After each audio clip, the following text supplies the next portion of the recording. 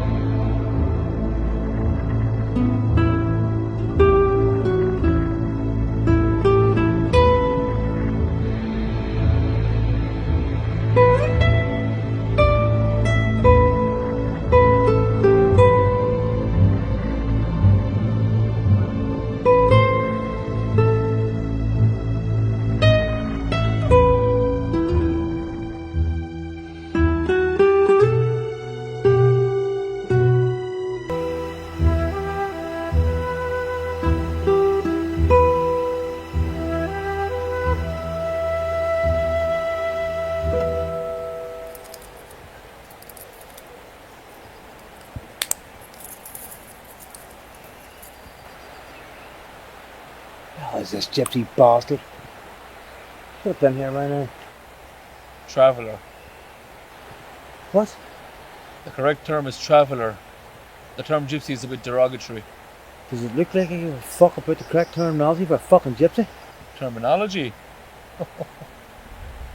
That's a very educated word for the likes of you, Rory. Listen, I'm gonna make you a promise. You keep this up and I'll knock a fucking teeth in the back of your head.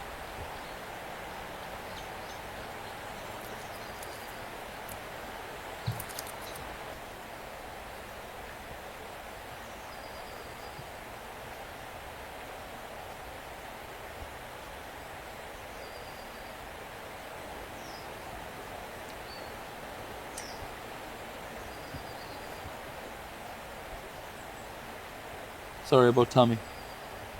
It's all my fault. Should never have talked to him in that last job. His head wasn't in it. Let me ask you something. You and Tommy seem to be really smart boys. What made you want to live this kind of life? My father was educated. He was a lawyer. Went off to war, did his duty. Came back and never complained. We were the lucky ones. Most of the men never came back. And the ones that did, the country they put their lives in the line for, refused them help them cope. My dad dedicated his cause to helping these men get what they deserve from the government. Me and my brother grew up knowing nothing but this business. And what happened with all that? What do you think? The end of the tears, things usually do. I think my dad was really good at his craft. Good for family, good for clients. Bad for government officials and banks. So they did everything in their power to destroy his firm. And even after all that, still never complained. And one day he just walks out in front of a delivery truck so he can collect the life insurance from my ma. Just so she could feed the rest of us. But guess what? Banks refused to pay. And his death was deliberate. Making a policy null and void. So you boys hit the banks as retribution for your father? It started out that way. Yeah, that became the only way of life. But lately, Tommy hasn't been wanting to do it anymore. But me, I still need it. To keep the memory of your father alive? I don't know. Maybe I just like robbing banks. What's your name? Constable Brian Rohan. What made you want to be a copper? Constable Brian Rohan? Poverty. My family were like the men your father was trying to get justice for. The only way I could help my people was from a position of power. I figured becoming a copper was the best gateway to that power. Do you have a family of your own? A wife and 2 boys, Richard and Ryan. Don't worry, I promise. We'll see them again. Seems like bosses and get your book gets there. And toss your keys and you can free yourself.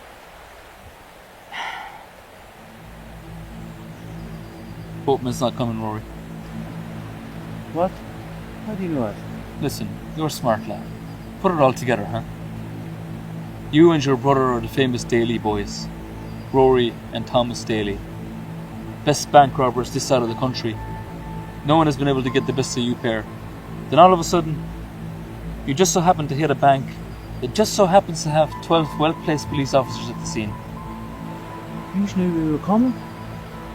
But how? It's only me and Tommy that knew. Fucking Tommy.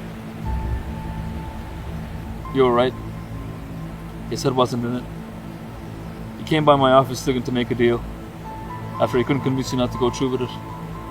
Your land? I promise you I'm not, Rory. Fucking land! I'm not lying. You met a girl, right? One of the traveller women from the creek? Tabby. She's with child. Your fucking land! How would I know that then, huh? How would I know you and your boys would be at the Donnelly Bank at that exact day and time?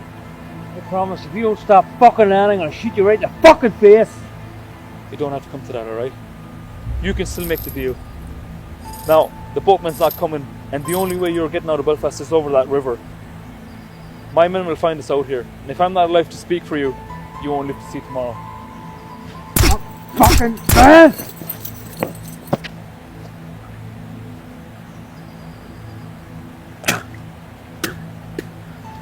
I can still help you. I can still help you. Please don't do this. How can you help me? The money. Take out enough to start over and put back the rest.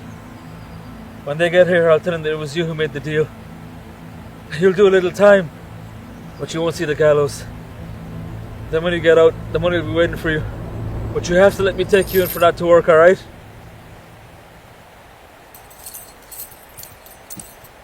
How much money to take it, Rory? Don't be stupid. Swear it? What? Swear to your children's village, you're not landing me. I swear, Rory. I swear.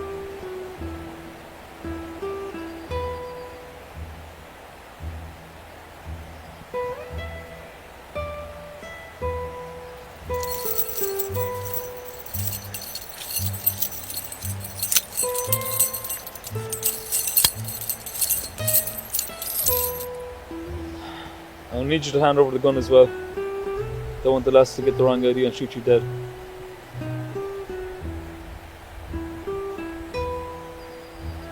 That gypsy girl really is carrying Tommy's tail. Are you sure she gets some of my cut?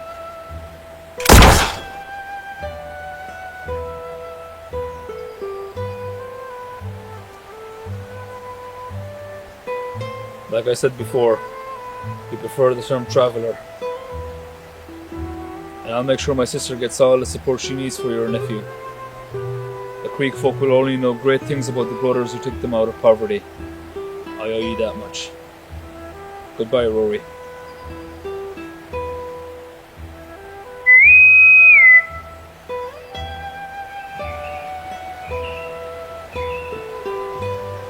Oh, you look like shite.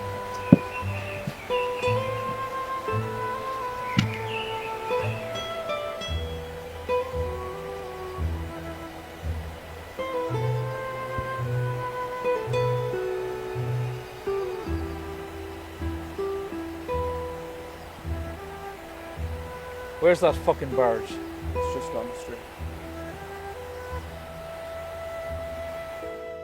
When tomorrow starts without me, and I'm not there to see, if the sun should rise and find your eyes all filled with tears for me, I wish so much you wouldn't cry the way you did today, while thinking of the many things we didn't get to say. I know how much you love me, as much as I love you, and each time that you think of me, I know you'll miss me too.